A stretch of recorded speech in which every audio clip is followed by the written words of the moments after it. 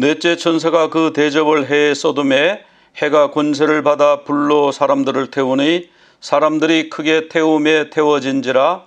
이 재앙들을 행하는 권세를 가지신 하나님의 이름을 비방하며 또 회개하지 아니하고 주께 영광을 돌리지 아니하더라. 아멘. 우리가 지금 7 대접 재앙을 살펴보고 있습니다. 계시록에 7 인이 나오지요. 7 나팔이 나오지요. 그리고 7 대접이 나오는데 이 7 대접은 마지막 재앙이고 하나님의 진노가 이것으로서 그친다 그랬습니다. 그러니까 하나님의 진노가 임하는 백성은요, 어린 양의 신부에게는 하나님의 진노가 임하지 않아요. 하나님을 대적하고 비방하는 세력에게 하나님의 진노가 임합니다. 교회를 박해하고 성도들을 순교하게 하고 그런 자들에게 하나님의 진노가 임하거든요. 그 7 대접 재앙은 진노 재앙이기 때문에 이걸 너무 두려워할 거 없어요. 우리는 두려워할 거 없어요. 오히려 하나님을 대적하는 사람들이 이 말씀을 듣고요, 두려워 떨어야 되는 거예요. 7 대접 재앙과 7 나팔 재앙은 서로 구조가 비슷하다고 그랬습니다. 4대 3으로 되어 있다고 그랬죠. 4는 뭐냐 하면은 땅의 재앙이 임하고요. 바다의 재앙이 임하고, 강과 물샘, 식수, 거기에 재앙이 임하고, 그 다음에 해의 재앙이 임한다. 이 7 나팔과 7 대접 재앙은 1, 2, 3, 4가 같은 영역이에요. 그다음 5, 6, 7도 같은 영역으로 되어 있습니다. 그 대접을 해에 이제 쏟죠. 대접을 해에 쏟으니까 해가 사람을 태운다고 그랬어요. 그런데 해에 내려지는 이 천체의 변화에 대한 계시록의 예언이 여러 군데 나오는데요. 6째인 때일 때 해가 새까매진다. 무엇 같이? 검은 털로 짠 상복같이 검어진다. 여기 이렇게 새까매진다. 자, 그리고 달이 핏빛으로 변한다. 블러드문으로 된다. 그런 말씀을 하고 있죠. 그리고 하늘의 별들이 떨어진다. 이런 말씀이 나와요. 천체의 변화입니다. 이것은 이제 애굽의 10가지 재앙 중에서 9번째 재앙, 흑암 재앙과 같은 맥락의 재앙입니다. 이집트 사람들은 태양을 신으로 숭배했거든요. 태양이 없으면 우리가 못 살아. 맞죠? 태양이 없으면 못 사는 거 맞아요. 그렇지만 태양이 신입니까? 태양이 신은 아니에요. 그런데 그들은 태양을 신으로 섬겼어요. 우리나라는 뭘 신으로 섬겼죠? 달. 우리 어릴 때 달 보고 소원 빌면 이루어진다. 그래가지고 달을 섬겼어요. 달 보고 소원을 빌었어요. 특별히 언제? 보름달이에요. 금음달보다 보름달. 정월 대보름에 소원을 빌고 그렇게 했단 말이에요. 그러니까 거기 신이 있다고 생각한 거예요. 달이 중요합니다. 태양이 중요해요. 태양이 없으면 못 살아요. 그렇지만은 태양이 신이 아니고 태양을 주신 하나님이 신이죠. 태양은 없어져도 하나님은 존재하시죠. 그게 우리의 신앙이에요. 근데 이 사람들은 태양이 우리를 살려준다. 하나님이 아니고 태양이 우리를 살려준다. 이렇게 믿었다는 거예요. 그러니까 흑암 재앙을 딱 내리니까 태양이 새까맣게 되는 거예요. 그러니까 우리 신이 죽었나? 우리 신이 더 이상 역할을 못하네? 그럼 우리는 살 수가 없는데? 이렇게 한다는 거예요. 하나님 없이 살 수가 없는 거죠. 하나님 없이 살 수가 없는 거예요. 그러니까 우리가 태양처럼 믿고 있는 것, 우리가 제일 중요하게 생각해요. 이거 없으면 나는 못 살아. 그런 거 여러분 있습니까? 난 돈 없으면 못 살아. 나는 남편 없으면 못 살아. 난 자식 없으면 못 살아. 나는 권력을 반드시 가져야 돼. 권력 없으면 못 살아. 이게 태양이에요, 태양. 이거를 신처럼 숭배하고 이거를 나의 전부라고 생각하고 이거 내 생명이라고 생각하는 그것을 하나님 아니다. 내가 너희들에게 생명을 주고, 내가 너희들에게 필요한 물질을 공급해 주고, 내가 너희에게 가정을 주고, 따뜻한 가정, 행복한 가정을 주고, 하나님이 그렇게 하신다 하는 걸 우리가 알아야 되는데, 이 태양을 섬기는 사람은 하나님을 오히려 비방하는 거예요. 예수님도 해가 환란 후에는 해가 즉시 어두워진다. 달이 빛을 내지 아니한다. 별들이 하늘에서 떨어진다. 그런 말씀이었어요. 그때에 인자의 징조가 보일 것이다. 그때 나팔 소리와 함께 천사들을 보내서 그 택하신 자들을 이 끝에서 저 끝까지 사방에서 모으시겠다. 구약에도 보면 요엘서에 해가 어두워지고 여호와의 크고 두려운 날, 큰 진노의 날, 주님의 재림의 날에 해가 어두워지고 달이 핏빛으로 변한다고 그랬어요. 네 번째 나팔을 불 때, 나팔재앙에서 말이죠. 나팔을 빠밤 부니까 해 3분의 1, 달 3분의 1, 별 3분의 1이 타격을 받아 3분의 1이 빛을 잃는다. 뭐 이게 대기 오염일 수도 있고요. 어쨌든지 그런 현상이 생길 수가 있다고 하는 거예요. 여기 보면 태양이 사람을 태운다. 그러니까 사람을 태워가지고 바베큐를 만든다 이런 뜻이 아니에요. 여기 태운다는 거는 씨를 뿌렸어요. 땅에다가 돌짝밭 위에다가 씨를 뿌렸어요. 비가 와가지고 또는 이슬이 맺혀가지고 뿌리가 좀 났어요. 그리고 잎이 좀 났어요. 싹이 났어요. 근데 태양이 쨍쨍 내리쬐가지고 그 곡식을 태워버렸어요. 여러분 곡식이 타는 거 좀 보시잖아요. 곡식이 잘 자라다가 햇볕을 너무 과도하게 받아가지고 막 말라 들어가고 막 바짝바짝 타는 그런 모습. 그것이 바로 태운다는 뜻이에요. 그러니까 태양이 뭐 사람을 지글지글 바베큐로 만든다 그런 건 아니에요. 그런데 사람에게 강하게 비춰서 사람이 폭염으로 막 죽는 거예요. 이거 YTN 뉴스입니다. 아리조나에서 111도, 112도 온도가 계속 이거는 화씨예요, 화씨. 계속 올라. 근데 옛날에는 그렇게 올라간 기간이 그렇게 해서 연속적으로 고온이 되는 기간이 그저 한 19일까지였다고 그래요. 지금은요 20일이 훨씬 넘어가요. 그러니까 역대 기상관측상 아마 지구가 생긴 이래로 지금 가장 더워요. 가장 폭염으로 미국에서도 사람이 몇 사람 죽었습니다. 이럴 때 나가서 그 사막에 있으면 사람 죽죠. 유럽에서는요 얼마나 날씨가 뜨거웠는지 한 주간 만에 11,000명이 죽었어요. 11,000명. 엄청나게 죽었죠. 이거는요 MBC 뉴스에 나왔어요. 여러분이 MBC를 뭐 좋아하든 좋아하지 않든 그 나왔어요. 다른 데서도 이런 보도를 했습니다. 작년에는 폭염으로 작년에 한 해 동안에 6만 명이 죽었대요. 유럽에서. 그럼 뭐 아프리카, 아시아, 저 밀림에 이런 데서 죽은 사람은 통계 들어가지도 않았어요.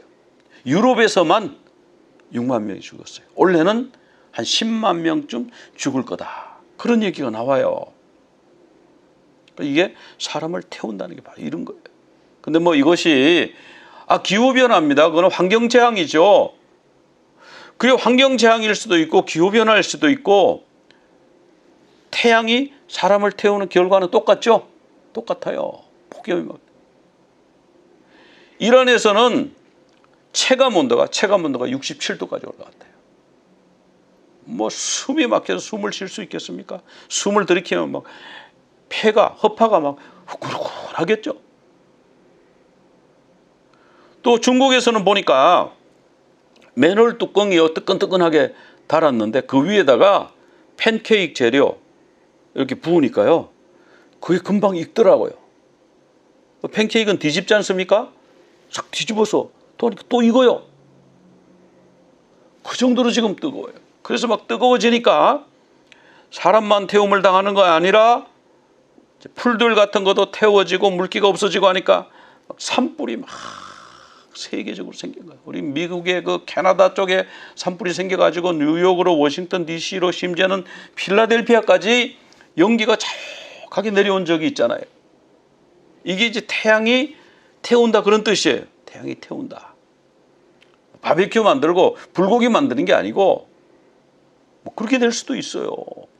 태양이 심하면, 심하게 열받으면, 심하게 화나면 그럴 수 있다. 아, 태양이 무슨 화가 나냐. 하나님이 진노의 대접을 태양에다 붓는다고 그랬잖아요. 진노의 대접을, 이 진노의 대접이 네 번째 대접이 쏟아지면, 태양에 쏟아지면 태양이 사람을 태운다. 태양이 화가 난다. 또 바다가 화가 나요. 바다가 성난 소리를 내면 사람들이 그 소리를 듣고요 기절할 것이다. 그러니까 지금 바다가 온도가 막 올라가고 있어요. 온도가 막 올라가는데 1.5도가 올라가면 바다의 해수 온도가, 물 온도가, 그러면 돌이킬 수가 없다. 즉 북극과 남극의 얼음이 다 녹아내리고요. 그리고 바닷물이 뜨뜻해지면은 이제 요번에 우리가 그 태풍 오고 해가지고 한국에도 뭐 그 산사태가 나고 뭐 사람들이 많이 죽었어요. 요번에 전 세계적으로 지금 폭우가 막 쏟아지는데 이 폭우가 어마어마한 폭우가 지금 쏟아지고 있는 거예요. 이게 다 해수면 온도가 올라가서 그렇다고 그러잖아요. 자, 이런 현상들이 주님 재림 직전에 마지막 때에 점점 있을 것이다. 그럼 그때 어떻게 했냐? 그때에 회개해야 돼요. 한 번에 하나님이 그냥 싹 그냥 멸망 안 시키시고 조금씩 재앙을 주실 때요. 이게 뭐냐면 회개하는 거예요. 회개. 그런데요, 사람들이 구원받지 않는 사람, 택함을 받지 않는 사람은요 회개를 안 하는 거예요.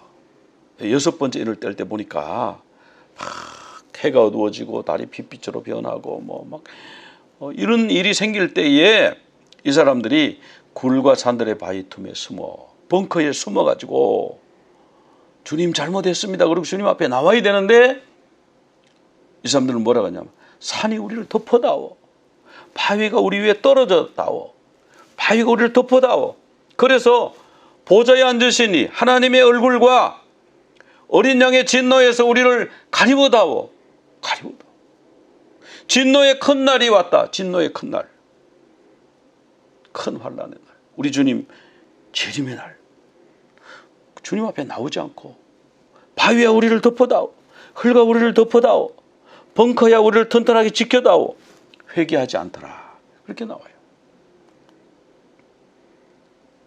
여섯째 나팔 재앙에서도 보면은 사람들이요 전쟁으로 3분의 1이 죽었는데 살아남은 사람들이 회개하지 않고 하나님을 섬기지 않고 오히려 우상을 섬기더라.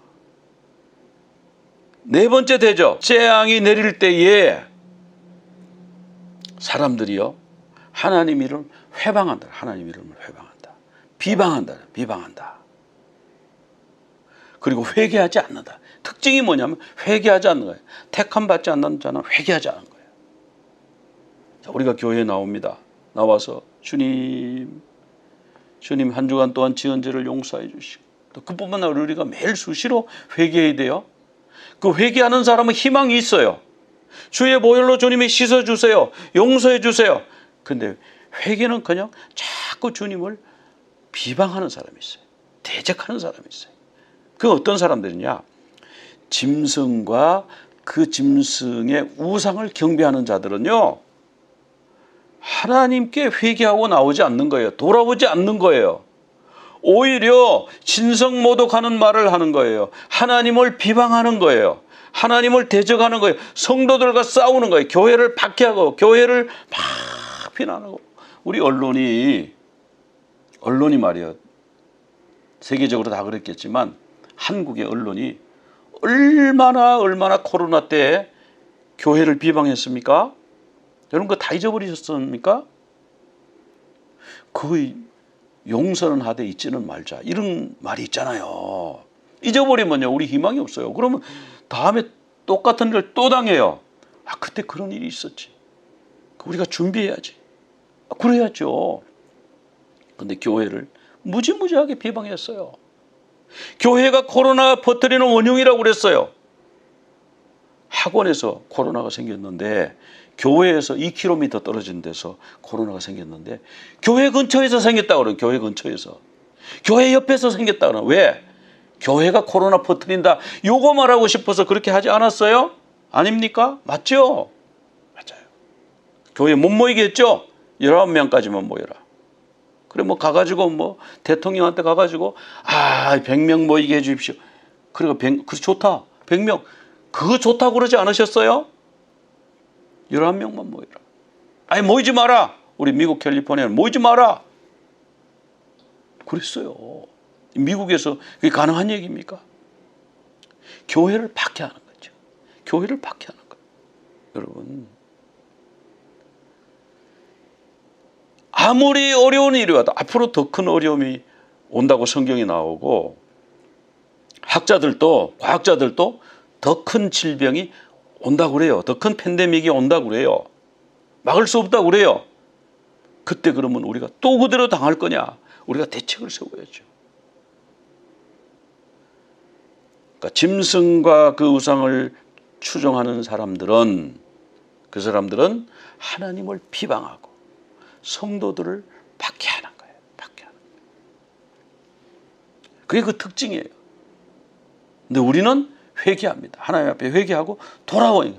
그들도 돌아오면 얼마나 좋겠어요. 하나님 원하는 게 그거잖아요. 그래서 자꾸 이렇게 재앙을 내리시잖아요. 진노를 내리셔서 돌아오라, 돌아오라. 돌아오면 삽니다. 돌아오면 살아요. 돌아오면 뜨거운 기운에 타지도 않아요. 뜨거운 기운이 바로 태우지 않아요. 돌아오라. 문이 닫히기 전에 돌아오라. 방주의 문이 닫히기 전에 이 방주 안으로 들어오라. 하나님을 만날 수 있을 때, 부를 수 있을 때, 그분이 나와 가까이 하시고 구원하기 원하실 그때에 그분을 부르고 나오라. 돌아오라. 그리하면 긍휼히 여기시고, 그리하면 너그럽게 널리 넓은 품으로 용서하시리라. 그런 말씀입니다. 오늘 이 네 번째 대접, 태양이 사람을 태운다. 이 말씀을 들으면서요. 뭐 태양이 사람을 태우면 뭐 태양이 안 뜨겁게 하는 방법이 없나? 뭐 기후를 뭐 어떻게 바꿔? 바닷물의 온도를 낮추면 안 되는, 바닷물의 온도를 우리가 어떻게 낮출까? 기후를 어떻게 바꿀 거예요? 그런 거 자꾸 연구하고 그럴 게 아니라 하나님 앞으로 돌아오면 하나님이 타지 않게 하시겠다. 용서하시겠다. 바꾸어 주시겠다. 이 땅을 바꾸어 주시겠다. 그렇게 말씀하고 있습니다. 주님께로 돌아오는 주님, 내가 여기 있나이다. 나를 붙드소서, 나를 나누소서, 나를 용서하시고 품어 주옵소서. 그렇게 기도하며 주님께로 나가는 여러분 되시기를 간절히 축원합니다. 우리 기도드리겠습니다. 하나님 아버지, 감사합니다. 주님 오실 그때에, 주님의 진노의 큰 날이 올 때에, 큰 환난의 날이 올 때에, 그때에 우리가 주님께로 돌아가면 되는데, 아직 기회가 있는데 주님께 돌아가는 저희들 되게 하소서. 방주의 문이 닫힌 후에 그때는 아무 소용이 없는 것을 깨닫게 하시고 알게 하시고, 우리는 주님 앞에 나와서 회개하고 주님을 찬양하고 주님의 오심을 기다리는 우리 모두 다 되게 하여 주시옵소서. 예수 그리스도 이름으로 기도드리옵나이다. 아멘. יברכך אדוני וישמרך, יאר אדוני פניו אליך והוניק יסע